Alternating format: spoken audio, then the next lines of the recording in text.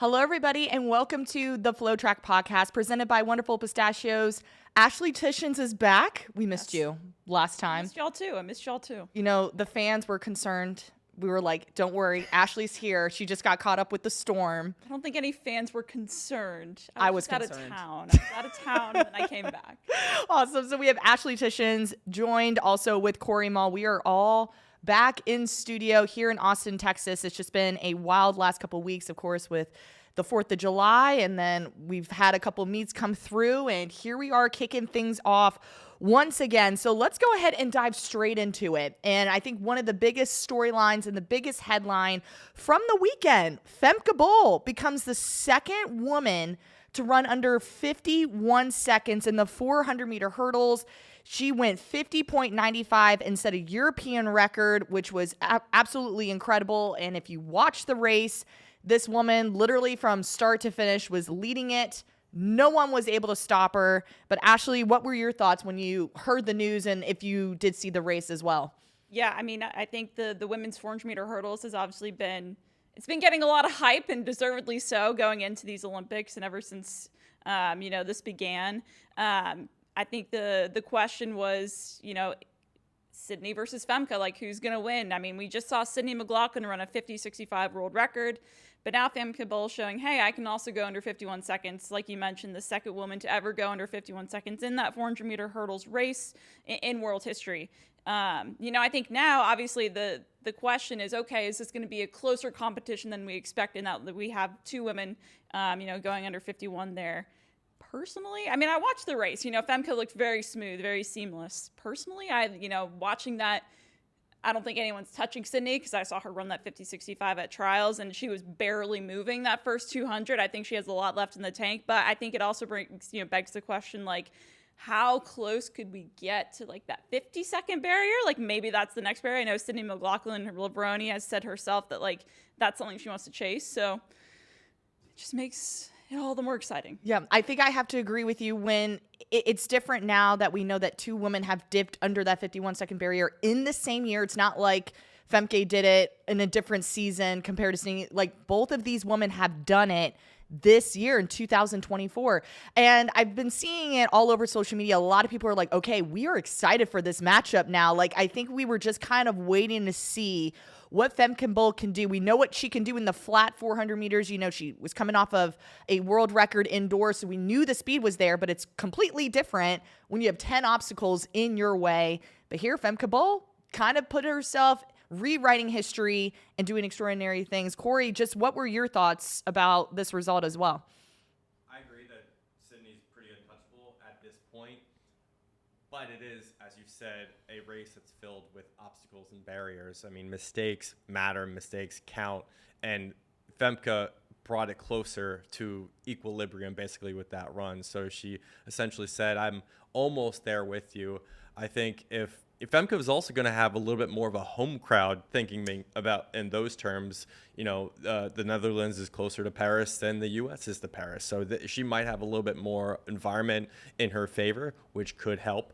But Sydney being the ultimate pro, I don't think it dissuades her at all. I think she does go after, 50 low, might even break it. I think she's, capable of doing that. And I think it's Sydney's race to lose. I think I'll pass out if I see anything under 50 in the 400 I mean, hurdles. we're getting toward that territory. I will lose it. We're getting toward that territory, and It's been put out there by Sydney herself. So who knows? I mean, we've seen what's happened on these World Championship and Olympic stages before in this event, and especially I think when you have those two ladies pushing each other, it's just going to elevate the competition to a whole nother level. And obviously, I think this is what they've been preparing for, since the beginning of the year. Yeah, I agree. Speaking of taking it to a whole nother level, there were some big takeaways from track action this past weekend, specifically at the Diamond League in Monaco. Let's start with Jessica Hull, because this woman rewrote the record book, set a world record in the 2K. She went 5:19.70. I know this is an event that we normally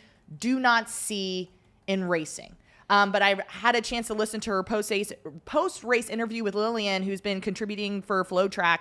And she's like, I kind of wanted to go up in distance going into the Olympic Games. So she's going to be contesting in that 1500. So just add a couple more extra 100 meters there to kind of prepare herself there. But Ashley, just what were your overall thoughts when this world record went down? Well, I mean, it was quite the week for Jessica Hull. She started off her week. She ran 3:50 at the Paris Diamond League for 1500. I mean, she was right with her Faith Kipyegon, and we all know Faith Kipyegon. She's like one of the best to ever do it at the women's 1500. And Faith Kipyegon set the world record there, and Jessica Hull moved up the all-time list as well. So then to come back a week later and set a world record, obviously you mentioned it's a 2K. No one ever runs a 2K on the track, so that's kind of take that into consideration a little bit when you're looking at world records. But 5:19, that's no joke. And the way she pulled away from the rest of the field, she stuck with the Pacers. It was obvious that, that was what the Pacers were there for. They were trying to push her to that world record and pull her along, and that's exactly what happened. And, I think when you look at these past two results, she's looking really strong now for Paris, right? Like I think back to, seeing her race in person at Prefontaine, and then even how far she's come since then in these past few months. Like, I think if you're looking at that women's 1500, I mean, it's going to be really, really competitive. And I think she's got to be one that we have, up there challenging for a medal. Yeah. I want to piggyback on your thought, which is Faith Kipyegon, what she has done for the sport. When you listen to the post-race interview with Jessica, she mentioned and respects Faith and how she's just been setting all these records and how she's been in those moments with her. And she's like, it kind of felt good giving back in another way, how she was kind of leading that front. And of course, a lot of people were setting personal bests and doing all these great things in that race that Jessica was able to be a part of and just chase those lights to help her achieve those personal victories in Monaco as well. Corey, any thoughts on Jessica as we move forward into the Olympic Games as well? Well, Australia loves track and field. Yes. They're big fans, and no woman has medaled in the 1500 meters at the Olympics ever. So Jessica, as you said, clear medal threat right now, third in the world. I think this would be a huge story for Australia as they're revving up for this big event. And I think this is a perfect time for her to kind of snatch up on that fitness and to go after it. I mean, I would hope that she could get a medal. I think she's proven it right over the last week that she's capable. So, do something special. This is the moment to do it. Exactly. Outside of Jessica, there was a lot of other big standout performances. What were some of those moments for you, Ashley? Well, if we're staying, kind of on that distance topic there, I think we need to talk about that men's 1500. Okay, yeah. That kind of closed out the meet there. Jakob Ingebrigtsen, 3:26.73. Yes. I mean, he lowers his world number 4 all-time mark in that race, a new European record there for him. And, I think the question for a lot of people has been, can Jakob get the Olympic gold in the 15 after, the last 2 world championships, seeing him get outkicked by 2 different, British men there at the finish. And so, I mean, seeing him 3:26, I know me and Corey, you and I were talking about this in the office the other day. We were like, all right, if Jakob, he can clearly win the 1500, but he can't race it like it's gone out in the past, right? Like this shows here, like if he goes right from the get-go and is, pretty evenly paced and he's going, full throttle, like he could definitely win this race, I think. And that's kind of, because that's, how this race went. It was pretty evenly paced and we knew it was going to be a big time, and he takes the win and wins pretty easily over big competition like, Yard and Goose is in that field as well. Yeah. Corey and I talked about this last week when you weren't here, and we're like, Jakob, we know can talk a big talk, and we know he can put out some big performances, but here we have another big performance, 3:26.73, number 4 all-time in world history, but we got to get a medal. We got to get the gold in Paris. Like, we need to at this point. And so, we had Chariot, who finished second with a 3:28. Yard and Goose was actually in this race, too, finished 4th with a 3:29 for a new season's best. So this was a very, loaded field. And the fact that Ingebrigtsen was able to just kind of run away with it and set that new world-leading mark for people to chase after, I think sets the tone for where he's at right now going into the games. But who's the last Olympic champion in the 1500 I mean, meters. it's Jakob. It's Jakob. Exactly. Yeah. I think that's all he has to kind of lean on when he thinks about his opportunity in Paris. He's lost the last 2 races. Obviously, there's a lot of, conjecture about where he's at. And I will say, yes, if he runs, like a banshee, right? If he goes out there and he tries to go sub 326, I think he wins it. But he also puts a risk out there. But I do think he can do it. But I also think he's not invisible. So tactically, people can beat him. But if he's perfect, he could still win. Yeah. I think. So it's just a matter of like, how do you internalize this race? What do I need to do? What do I feel safe doing? I think that's the curious question because, people are pulling for him. Who's the villain at this point in the 1500? I got to ask, is it Ingebrigtsen? Is it Kerr? Who is it? I think it's Ingebrigtsen. He's just the one that kind of Who's the hero? Who's the villain? I think it's Ingebrigtsen. Yeah. He stirs the pot. I think it started with that, but now it's kind of got into this like little, I don't know if I'd call it a friendly rivalry, but like a lot of back and forth. So are they both villains? Are they both heroes? But who starts it? Who starts it though? Oh, it's definitely Ingebrigtsen. He's always, kind of poking the bear. You know what I mean? So I feel like Josh Kerr has never really said anything. Like he'll respond, but I don't know. He said some spicy things too, or there sometimes where he won't say something, but it's the not. Yeah, it's like the non words that are spoken that mean more. You know. Yeah. So who's the villain now? Ingebrigtsen. Okay, yeah. Ingebrigtsen. Who do you think? I'm gonna go with Kerr. Okay. Secret villain. Josh Kerr. I think so. It wasn't Ingebrigtsen who said, when I'm winning, nobody's talking. When I'm finally losing, people finally start to talk. Was he the person that said that? I think I think he did say that. I'm like 99.9% I think that sure speaks volumes, right? People are just ready for you to go down, and when it happens, then you become emboldened by that. I think it makes for a great 1500 meters. I think it makes for a great storyline, and I do think there's going to be so much attention to this 1500 meter. I'm still going with Ingebrigtsen though. Okay, So. I love that. Yeah. I feel like that was a great preview of the Olympics when it comes to this matchup. Can we also go to the 400 meter hurdles? Because I feel like it was the exact same, like, anticipation. You had Rai Benjamin, Carson Warholm, Alison Dos Santos, but it was Benjamin. They were pretty much even coming off the turn, and then those last few meters, Benjamin was able to pull away clocks of 46.67. Warholm goes 46.73, and then Alison Dos Santos. Oh, excuse me. I was thinking about the progression of 46.67, 46.73, 47.18 there, which was remarkable with the top 3 finishers there. So are we surprised by the outcome of this event?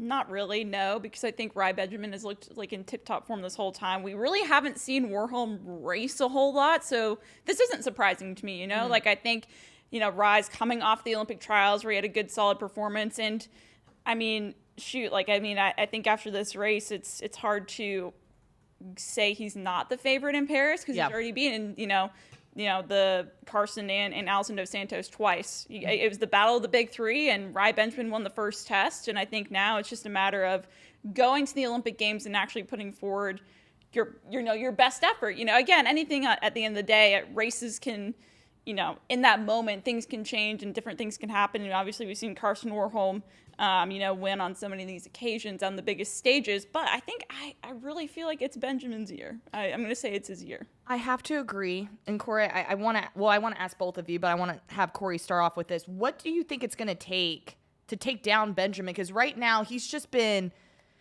on it. Like, he has been the guy that I think we really need to look out for when it comes to this race, and especially for gold. Is there a way to take him down, and how do you go about doing that? You just have to be perfect. I think all 3 of these guys are on the day can win the race. I mean, if you put them up 10 times, is Rai always going to win? No, I don't think so. I think Dos Santos actually is fuller in the picture than we are, commenting on too. I just think it will take a perfect day from any one of them, and we know Warholm's already capable of owning the world record there. But Dos Santos, to me, is probably the guy that's probably the sneaky pick to upset either of these two. He beat Warholm in Oslo already. I think he's in great form, and he's happy-go-lucky guy too, so I'm pulling for him there too. But yeah, Rye's just on another level right now. Can he go after the world record, 45.94? I think that's the bigger question too for all three of these guys. That'd be scary to witness. Just wild. Just wild. Any other last performances that we want to talk about from either one of you? I think one of the other big moments that really caught my attention was the men's 400. Quincy Hall, 43.80, not only a new world lead, but a career personal best. I mean, to me, for me, I'm like, okay, check mark. Like, to me, I think he's solidly one of the favorites to go in and win an Olympic gold medal now. I was really impressed by how he handled all the rounds and looked at trials, and I think this just kind of solidified for me that he can make that top three. I know we've talked about how that men's 400 at the Olympics could be really wide open, and I think this could be his year. I agree. I like that. I also like Julian Alfred going 10.85 into a negative 1 point wind. So solid effort there. And then she also ran the 200 meters a couple days later, clocked a 22, I think 16 in that event. So looking very sharp and efficient as we move into the Olympic Games. All right, let's go ahead and preview the London Diamond League because there are so many matchups. Ashley, I know you have a couple of them here, but which one are you looking forward to the most here in London? I feel like you can't shy away from this men's 100 here. I mean, you have plenty of Olympic medal contenders here, probably a good preview for a lot of the guys who will be in this final in Paris. Noah Lyles, the defending world champion, Zarnell Hughes, Lucille Tebogo, Akane Simbine, Akeem Blake, and Louis Hinchcliffe, the newest British star on the rise from University of Houston. Mm-hmm.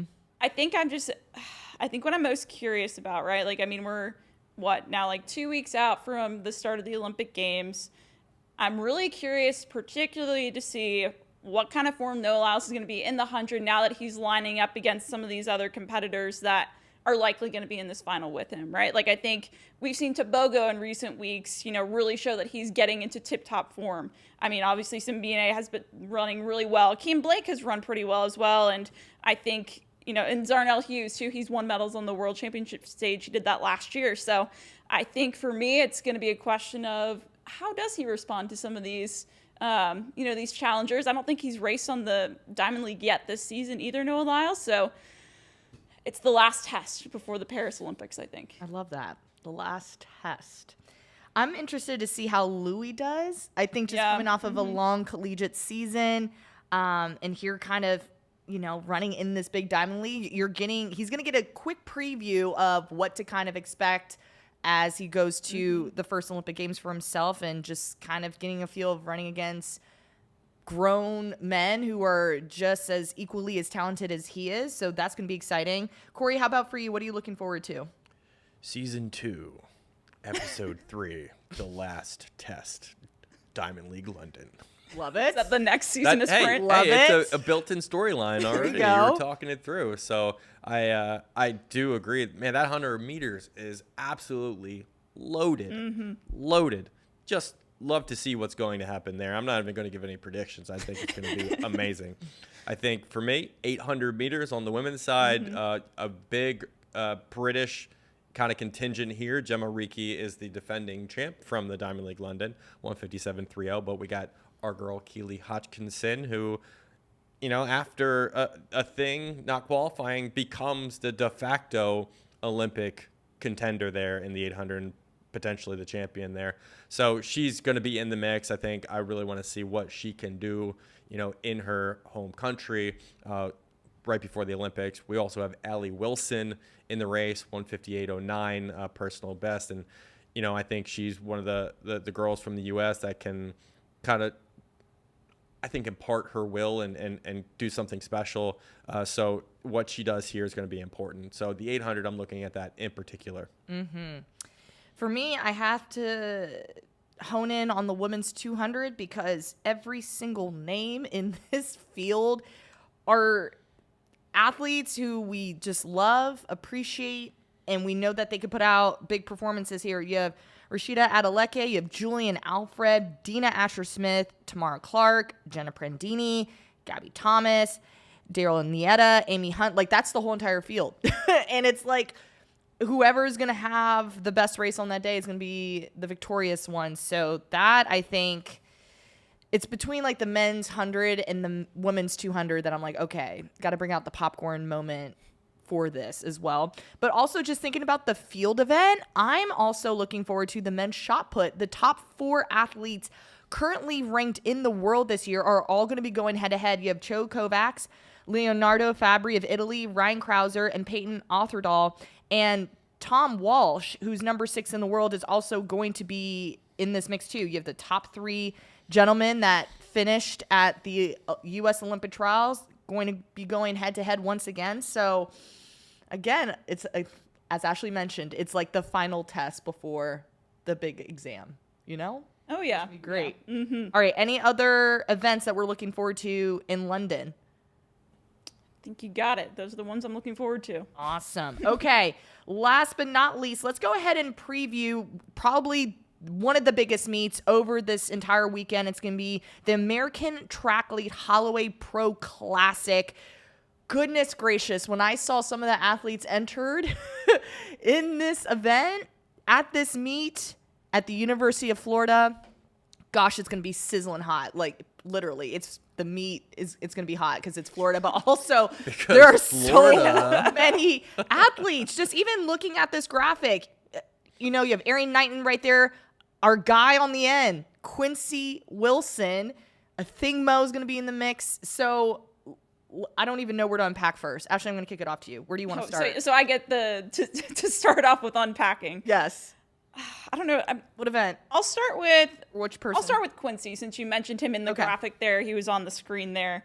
You know, didn't expect to see him racing at the Holloway Pro Classic, but this one really intrigues me. Obviously, I think you could say that I would say Quincy Wilson, one of the biggest stars to come out of the U.S. Olympic trials, even though he is just 16, because again, he made that Olympic team in the relay pool, finished 6th in that men's 400 final, ran 44:59 U.S. high school national record at the Olympic trials in the semifinals. He also broke it earlier in that first round, getting that record there. So I think for me, it's like, okay, can we see something faster? I mean, if you know, warm weather's good for sprinting, so maybe he does something really good. I guess maybe my question is, after all the buzz that's been happening for him, you know, we know that the media's been going after him, and, you know, everyone's just talking about Quincy Wilson. Like, how does he now, you know, handle some of that pressure and then come down to get one final race underneath his belt to show that he's ready to run some rounds or, you know, be on that relay team in the, you know, at the Olympics. Mm-hmm. This kid, 16 years old, has gone 44:59 to break the national high school record, set all the records across the board. So I'm curious to kind of see where he's at as well. I wonder if this is also something where he's just like mentally preparing himself for just going to the Olympics, because he is in this relay pool. We don't know which one yet, but he has to be able to showcase that he is someone that you can lean on and count on. So I'm curious to see just how this unfolds for Quincy. We know he can come out there and perform. Corey, just any other thoughts? It's Quincy Wilson. Yeah. King Quincy, as we like to call him. I have no expectations for him at this point. I think he's on the Olympic team. Just go out there, do your thing, right? And while he may have, I think, some eyes on him, it's track and field. I don't think it's like NFL eyes. I don't think it's NBA eyes, right? So I think he's still, insulated from some of that, even though there is a lot of stuff coming in his direction. I'm just happy that he's out there. He's going to throw down another 400. We'll see what kind of fitness he's in. And really, he's got to get to know some of these people that are going to Paris. So this is a chance for him to also to, quote unquote, network, talk with the athletes, learn a little bit from them. Every little, nugget you can get is going to be great for him. So this is a good opportunity for him. All right, Corey, I'm going to pass it back to you. Ashley said she's looking forward to Quincy. Is there a race? Is there an individual that you're looking forward to seeing in Florida? I mean, a lot. I think there are a lot. Yeah. Pick one. I got to pick one? Well, one so we can have conversation about it. Can we talk about a thing? Yeah, I think that's the next biggest storyline, or maybe the biggest storyline here. A thing in the 800, choosing to race after, what happened at the trials, I think, is a great statement from her, getting back on the horse and running again. I mean, I think she was taken out of a race that she clearly would be a factor in. So her going up against Addie Wiley, who just ran 158 this past weekend at Ed Murphy, I think is going to be a great opportunity for her to really show what she's got this year. Yeah, I kind of like seeing her in this race, and I think it's just because, as Corey mentioned, we didn't see the full, I think, all of a thing's potential for the 800 meters at the trial. So now we're going to be able to see her toe the line and hopefully have a better outcome than what she had at the games. And she's going to face athletes as we know of at this moment. Addie Wiley will be in this mix, as Corey mentioned, with that 158. So she's going to be able to have some competition up alongside of her too. So Ashley, what do you think? What were your initial thoughts when you saw this too? Yeah, I think I was a little bit surprised just of like how the trials ended in such heartbreak for her. But if we know, I think Mo, I mean, I still think she's the greatest 800 runner in the world. You know what I mean? Even though she didn't have that chance, like Corey said, like she would have been a factor in that final and likely would have gone to the Olympics, I think. And, I think she, going to Holloway Pro Classic, I think she's going to have a lot of fan support, a lot of people cheering her on. And I think that's great. And I think this is maybe just a chance for her to just go out there and just honestly just give it the best you have, And I think, again, like having someone like Addie Wiley there will be great competition for her. So again, I think that'll be I think the race I'm most looking forward to watching this weekend. I think the third next exciting event to watch is this men's 100 meters. Let's see Arian Knighton kind of go down in distance here, running the 100. Trayvon Bromell, who I'm excited to see. I think he was supposed to be competing at another American track league, did not run. So here we have him, crossing our fingers that we get to see him. Brandon Hicklin and Kyrie King are some of those names that we know of as of right now who are going to be in this 100. So what can we expect? Something fast? Absolutely. I really don't know who to pick for this, actually. I really don't. Well, we don't see Knighton ever run 100. Exactly. Seeing him do the 100 is really intriguing. Again, he's always been doing that 200. So I think that's probably just, you can learn some things from the running that 100 before the Olympics and take that to the 200, right? Like getting out of the blocks well, hitting that top end speed. Like I think that's something that, we could see him work on in this men's 100. But I think for a lot of these other guys like Kyrie King, being in that relay pool for the Olympics, this is also another chance to show that you're ready to prepare in Paris. Mm-hmm. Absolutely. Corey, any thoughts on the men's 100? Yeah, King was on my radar because he made the relay pool basically from what he did in 200. He finished fifth there. He didn't make the finals of the 100, but he did run 9.97 at the trials and 19.9 in the 200. So, clearly he's experienced. He's 30 years old. He is a good person to have in that pool. So I really want to see sort of how he comes back from the trials and shows that talent that we saw at the trials. I think it'll be important for people to see just what he can offer there. Yeah. And also, Aaliyah Butler. Yes. Made the team, still in college. She went 54, 50.01, and 49.71 to make the trials, in the 400. And I think seeing her come into form after the trials is going to be important for her to kind of get the rhythm back under her legs and to make sure she's ready to go in Paris, because that's going to be a really, really big environment for her. Yes, I agree. One other athlete that I am looking forward to is Christian Taylor. This is his last pro meet ever, and he's going to be retiring from the sport. He is a two-time Olympic champion in the triple jump. He made the Olympic team in 2012 and 2016. He's also a four-time world champion as well. So here's a gentleman that has done so much for the sport, and I think what a perfect way to do it. I believe he's also a Florida Gator too. So the fact that he gets to do it on his home track, it's exciting for him. So yeah, and I think Grant Holloway is also going to be sideline reporting. So that I'm looking forward to. That I'm like, this is going to be great. Grant's got to be on his X's and O's. I think we've seen him in the mix zone before, so I think he's got to come back at least a level, right? He's at a 10 usually. You got to break to a 5, maybe. I don't know. I'm looking forward to seeing what he can do because he is a character. He has a lot of voice, and I think he'll be good in that role. I mean, obviously you could see him, in the future getting involved in tracking those kinds of areas too. Yeah, I know. Okay, you guys. So as we kind of alluded to the beginning of the show, we are less than, I believe, 2 weeks away from the start of the Paris Olympic Games. And I know we have a very special guest who is calling in with us today, Daniel Roberts, our guy. He's out there training. We're catching him after his workout. And of course, he punched his ticket in the 110-meter hurdles. So you guys help me to welcome him, the last year's bronze medalist at the World Championships in Budapest, future Olympian, Daniel Roberts. Thank you so much for joining us today. Thank you guys for having me. Okay, before we dive into everything, how was practice today? Because you're literally still on the track. So how was it? I mean, technically, I haven't started yet. I just did my warm-up. I'm about to start practice after this. So I had to squeeze you guys in, though. So I'm here. Oh, my gosh. We appreciate that very much so much. So thank you for squeezing us in as you're about to start getting ready. But Daniel, talk to us. I know we had a chance to connect while you were in Hayward Field. I saw you in the content lounge. We talked afterwards. At the time, you said it hasn't sunk in that you punched your ticket. I'm going to ask you now, as a couple weeks have gone by, do you feel like this moment that you are in a future Olympian, heading to Paris soon, has that moment sunk in for you?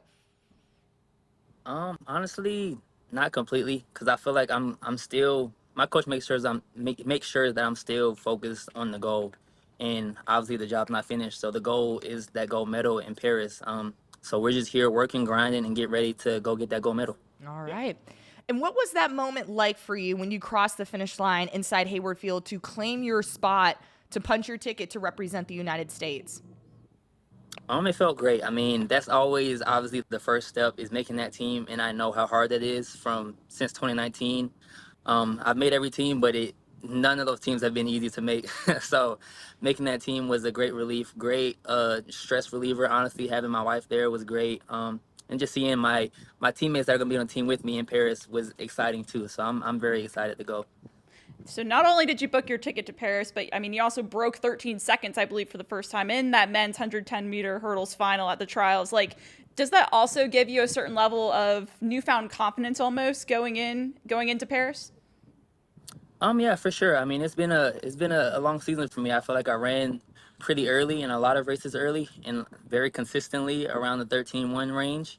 So I was hoping something would come, something would pop off eventually throughout the season. And it just happened to pop off when it needed to at trials. So no, I'm very excited about that. I knew it was there. Training has been great. Physically, I'm a lot better shape, and technically I'm a whole lot better than I was in past years. So I'm really excited for the rest of the season. And I mean, shoot, at trials in that final, we saw 3 U.S. men, all you guys going to Paris, went under 13 seconds. I mean, I think that was like one of the first times in world history we've ever seen that happen in one 110-meter hurdles race, which I have to ask now, like, what do you think about the potential for a Team USA sweep in that race in Paris? I mean, I think that's very possible for all of us. I mean, as long as we go out there with the focus that I know we can, execute in the way that I know all of us can, I think there's no doubt in my mind that can and will happen out there in Paris. Daniel, is this your 6th team, U.S. team? I was trying to count. Is it your 6th one? 19, 21, 22, 23, 24. It's my 5th. Your 5th. 15. Okay. So, but it does probably feel a little familiar to you at this point, being able to travel with Team US and to be at these championship experiences. I know you just said you want to go for a gold medal, but is there anything you have to do in Paris differently to get to that point? I think I have to just be my best. I don't think I have yet in my professional career run the best that I could actually run, if that makes sense. I think even in my fastest races, it kind of was just the moment and me being a competitor bringing out something, and it makes it a fast time, but I have yet to really execute a good race the way that I know I can. So I 100% believe in my mind that if I go out there, focus, execute my race, that I can win that gold medal and run very fast and probably surprise some people. So that's what I have to do. Just focus and run my race, run my 10 hurdles the best that I can. I'm a little scared to know what that best race might be from you. I'm not going to ask the time, but it's going to be fast. I know that. Oh yeah. I want to ask about one of your, competitors at Team USA, Trey Cunningham. He's been running on the Diamond League circuit, and he ran in Paris recently, and he talked afterward of his performance about like the mental side of not making a team, how athletes have to reconcile with the fact that your friends are going to the Olympics and you are not. I know you've often been on teams over these last 5-6 years, but have you taken that into account, the mental side of things, and how you have to prepare yourself when things don't go right? Well, I will say, thankfully, I've been blessed to not have been in that specific situation yet in my career, and making every team. But just the mental aspect of our sport in general. I mean, there's so many ups and downs. There's so many things that happen. Like even for me specifically, like Grant's one of my best friends. So seeing him for the past 4 years do things that I feel like I should have been doing. Obviously, it sucks that I feel like I'm still going through and getting to where I'm supposed to be. But at the same time, seeing him do it, like I'd rather be him than anyone else. So it's definitely a balance there. The mental is definitely hard, as a lot of you guys know. Track and field it's a huge mental game. So just being able to balance that and come into it with a good mindset and bringing out the good in every moment is very, very beneficial. Daniel, I want to go back to a moment in 2022 for a second. Obviously, you've made a lot of teams, but I think Olivia was talking to you after the Olympic trials, and you kind of talked about how back in 2022 at the World Championships, when you fell in the first round of the 110-meter hurdles, that kind of like, you said that was a moment, I believe, that like changed you a little bit, and you and your career and where you are now 2 years later. Can you reflect maybe just a little bit on that moment, and then how far you've come since that moment?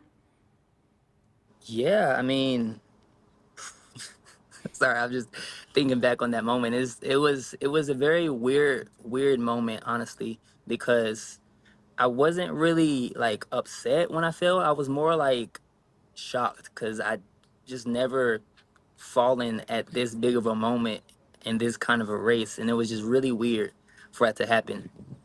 So once it happened and I got through the whole moment, like the rest of the season, and I had time to reflect, it was kind of like, am I gonna let this be like my story? Is this gonna be all that I have to add to the history books?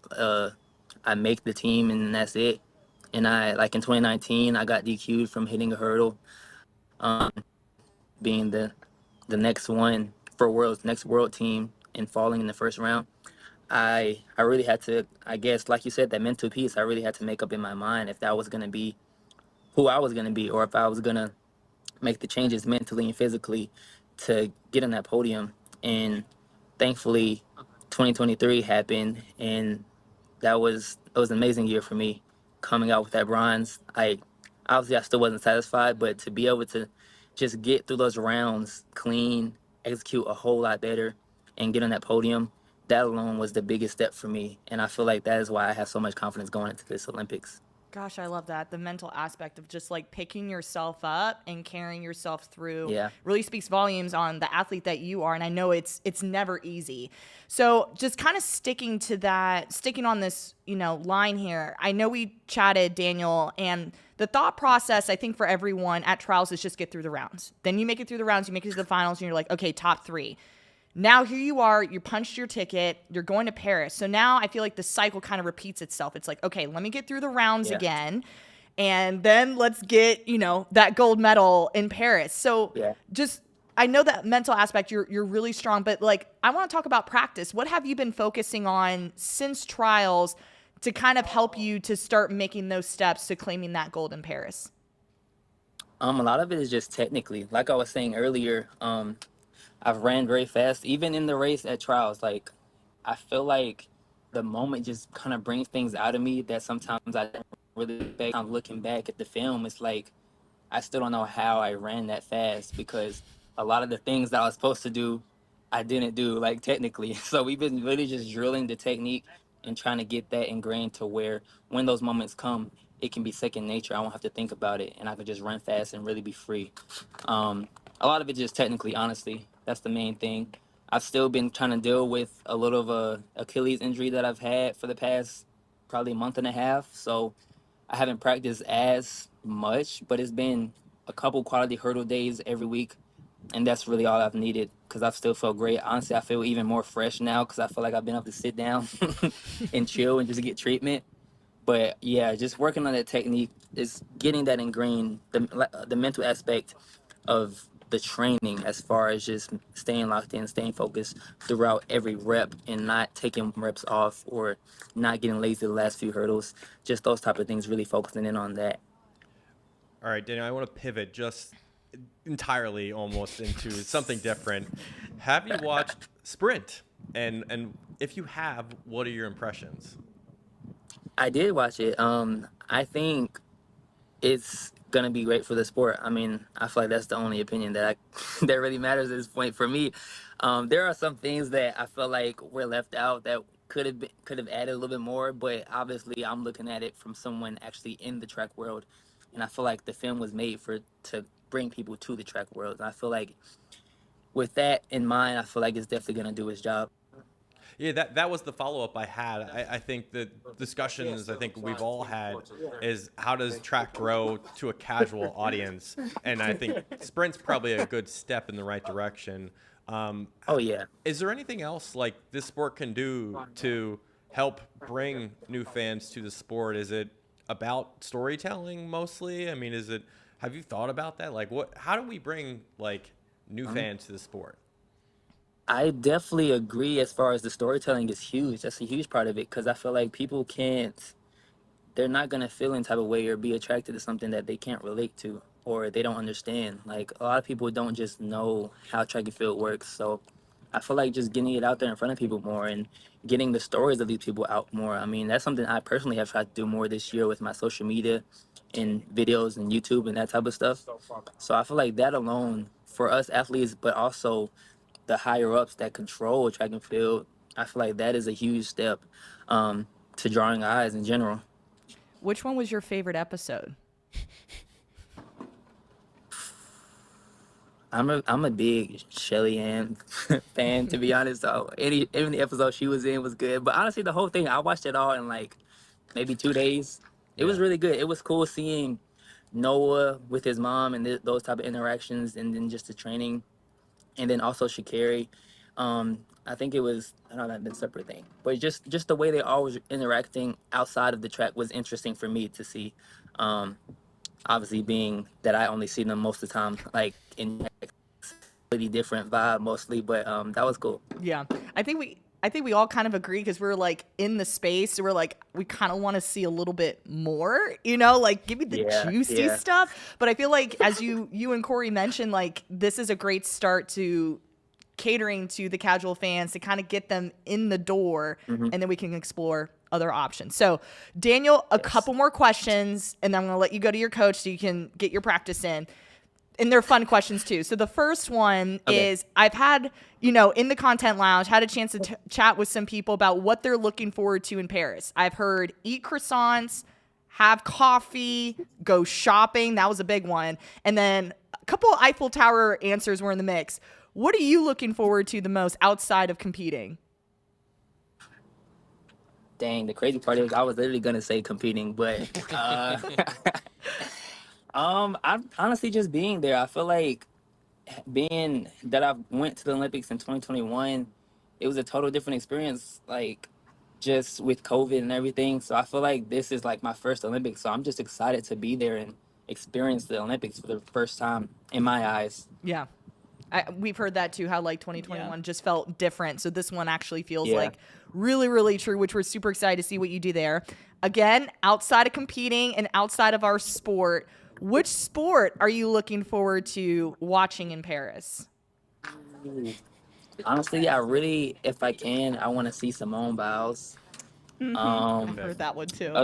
Other than that, women's basketball would be cool to watch. What else? They got a whole bunch of stuff. The volleyball, the sand volleyball, that stadium looks crazy right there in front of the Eiffel Tower. Yeah. I might go there just to see it, like just to see the stadium. But yeah, I feel like I might go see everything. As long as I got a day off in time to recover before I race, I might go see it all. Did you hear Corey kind of whispering in the mic? He was saying soccer. Are you a soccer fan?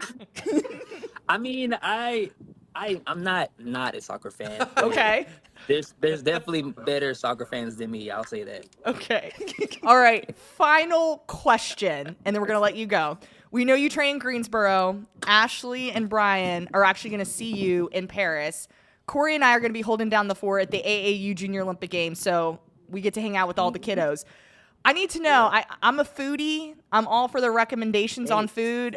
Besides Brugger's, because that tends to be the place where I like to go, what should Corey and I be having to eat in Greensboro? All right, there's a breakfast spot I really like. It's called Scrambled Southern Southern Diner or something like that. You definitely got to go there. Hey, what's something for like lunch? Well, that's the Maxi B's? Max Beach. What's it called? Oh, Hops Burgers. Hops. Breakfast ice scramble. Hops. They got a spot right beside Scramble, so you can get breakfast and then next door for lunch get you a burger. Burgers. Dang, what's the other one? That other spot that got the chicken sandwich? It's by Outback down the street. Dang! Chicken sandwich. I know. I can't think of the name right now, but it's a spot. I'll send it to one of y'all. I'll text it to y'all. We'll text. but Text Corey. We'll text you. I have to ask Gabrielle. Y'all got me on the spot, but Gabrielle got a list of all the spots we like to go eat at. So I'll send it to y'all. Hit up Gabrielle. I need all the food. I'm all for It's funny. it. We've been to Greensboro so many times, never heard of either of those places. I'm from North Carolina, and I've never even heard of those places. So. Man, I'm excited now. I'm excited. Well, Daniel, thank you so much for joining us today. We're wishing you all the best. We're going to be cheering for you in Paris, but also have a great workout too. And thank you so much for joining us today. Yes, ma'am. Thank you guys for having me. Have a good rest of the day too. Appreciate it. Thank you. Bye, Daniel. See ya. All right, y'all. Last segment, the quickest segment. We're going to be taking our way too early Olympic medal picks really briefly. Ashley, I'm going to toss it to you first. Oh, gosh. Now I'm like scrolling to find my notes again. Wait, where am I? Oh, here we go. I talked about this a little bit earlier when we were talking about the 400 after Diamond League Monaco. Again, we've talked about how this is such a wide open event. I'm just going to lay them out here and tell you who my top 3 picks are. Just a few explanations, but I feel pretty set on this. Maybe it's a little too early and a little bold, but who cares? Gold, Quincy Hall. He looked great in Monaco, 43.8 for a career PR. Second, getting silver, I have Alexander Dom, our guy from the world's indoor champion, taking the silver there. I think he's one of those guys that could be really sneaky. And then I think third, Stephen Gardner. Obviously, we've seen him perform well on the Olympic stage plenty of times before, and I think he has the experience to put it together on the day to get the bronze. So, Hall, Dom, Gardner. Awesome. Corey? No Norman. Early pick. No Norman. No Norman. I know that's the hot take. Yes. I Hot take. I don't know. I don't know if it's as Good thing this is really Okay. early. All right. Really early. Maybe. pick. that's Again, why way it's too early That's picks. a way. It's a way too early pick. That's why. Yeah. I'm going with the men's 1500 meters. Spoke about this earlier. My picks are Jakob Ingebrigtsen, 3:25.97 for a new world record. Are you serious? Wow. Are you? Go for it, Jakob. Go for it. Wow. Go for it. Josh Kerr, number 2. What's the time? Josh is going to try to go for it as well. 3:26 flat.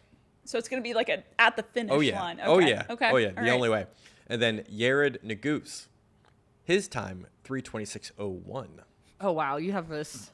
Here we No go. biting finish. Here we go. blanket Here we finish. go. It's going to be blank. Just all them leaning at the line. Yes. Ingebrigtsen's going to get it, but we're all going to love the fact that Yared's going to be in the race, and we're all going to sort of have this swoon of emotion because Yared's close to winning the gold. He's going to finish third, but we're going to love the effort. All right. My final pick is the women's 400 meters. I have gold medalist Marlita Paulino. Yeah, number 1. I'm going with that. I just feel like I've been watching her progression, and I think she's peaking at the right time. So I think she's going to do great. 2, Nikisha Price, Arkansas Razorback, and then Rashida Adeleke for third. There's no hot takes there. Oh, That's all really? that's all pretty solid. That's going to happen. That can happen. I thought I was going to get hammered for not having Kendall Ellison here or Alexis Holmes. No, I think this is Alexis Holmes This is is like Kendall Ellis was a surprise pick to get to the Olympics. Hey, you just never know. Liv, you should have picked the men's I almost put the men's 100 and put down some spicy picks, but I was like, Okay, now since you mentioned it, what would you? Well, what I were you was gonna say? originally going to say the men's 100, and I was going to put Kashane Thompson as the gold medalist, Noah Lyles second, and then I thought about slotting in either Tebogo or Fred Curley for the bronze. That would be interesting. Those are wild picks. Good thing these are way too early picks. All right, you guys, thank you so much for joining us. I know we kind of wasn't able to tap into all of the big storylines from the weekend. We have content all over FloTrack's website, so go ahead and check that out. Please subscribe, check out all the social media channels for all the breaking news and everything track and field. Again, thank you so much for joining us, and we'll see you next week.